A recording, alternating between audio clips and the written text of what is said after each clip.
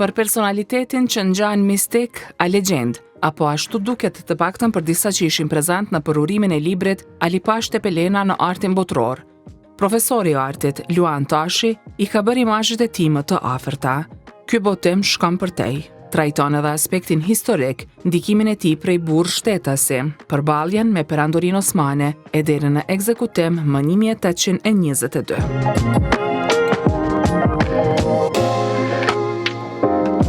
Kërkimet shumë vjeçare nëpër galeri, muze, biblioteka, arkiva e koleksione të ndryshme nëpër botë, Tashi ja ka sjell publikut koleksionin e tij. Janë imazhe të veprave të gjitha formave, stileve e mediumeve artistike kushtuar njërit prej figurave më të rëndësishme të historisë shqiptare e më gjerë.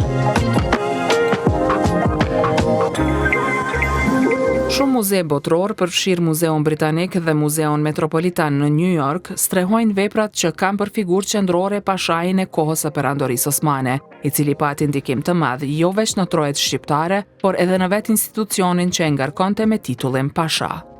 Autori i veprës, Luan Tashi, ka bërë me dije se aty nuk ka vetëm imazhe, por edhe informacione shumë të vyeshme për aspektin historik. Është një libër bukur voluminos, edhe gjatë studimit të atij librit, unë kom hasë në shumë informata në lidhje me Alipash Tepelenën.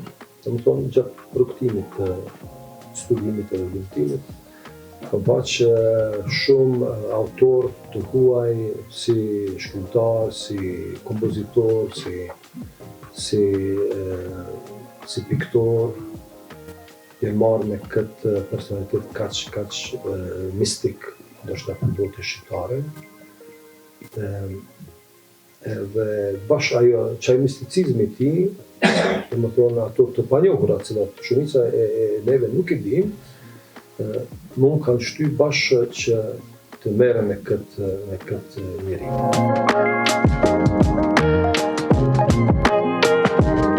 Paraprakisht, Tashi ka botuar librin Portretet të Skënderbeut gjatë shekujve në vitin 2019. Ka bërë me dije se gjatë punës me këtë vepër ishte ndeshur shpesh me emrin e Alipashës dhe prandaj kishte vendosur të thellohej edhe në imazhet e tij në art. Libri nuk është vetëm me imazhe, por kemi për shembull edhe hartën e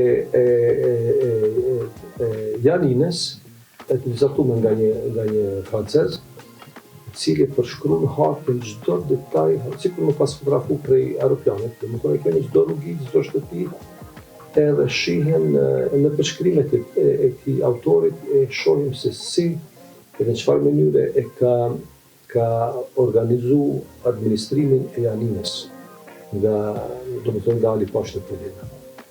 Edhe mund me thonë që ai qytet ka qenë një qytet super modern brakut, ku ka pasur ndërtesën e arkivit, ka pas bankën, ka pas postën shqiptare ka pas keq, ka pas spitalin e grave, spitalin e burrave, i ka pas, domethënë, të gjitha elementet e një qytetit super modern.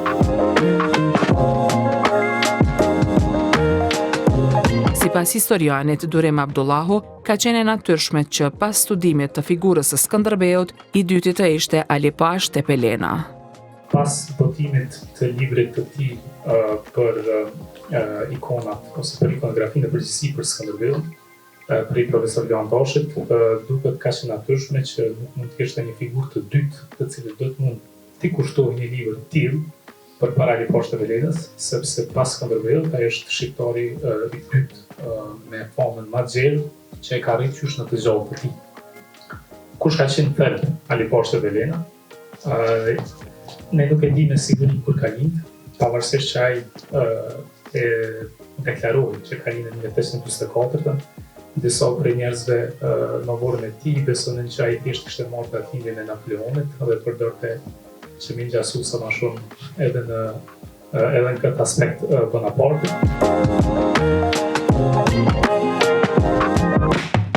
Ka thënë se ka qindra imazhe në këtë libër, të gjitha të sjella në rezolucion të lartë. Artistja Zake Prelvukaj ka shpjeguar gjëre gjatë historikun e realizimit të veprave me imazhin e Alipashës. Alipash Tepelena dhe bota shqiptare u bën atraksioni për shumë artistë evropian të cilët subjektet unike për veprat atyre artistike, skenat e ngjarjeve që rroken jetën e pashajt, peizazhet e territorëve të arbërisë, figurat e shumta, grazh dhe burrash, e vjeshtet karakteristike u bën për herë të parë të Joana Gruve dhe nga pikturët në 20 e botës.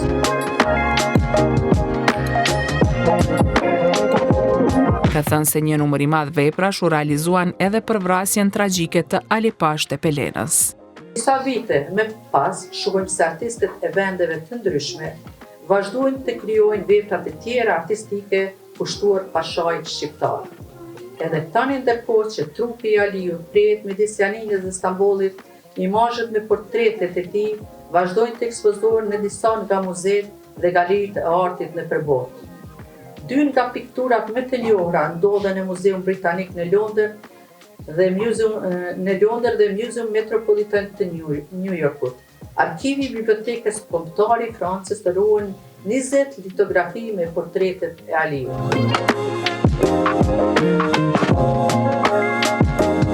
Alipash Tepelena në artin botror, pararendës i pavarësisë shqiptare, është konsideruar si një ndër botimet më të çmuara për bibliotekat shqiptare dhe për studiuesit e huaj.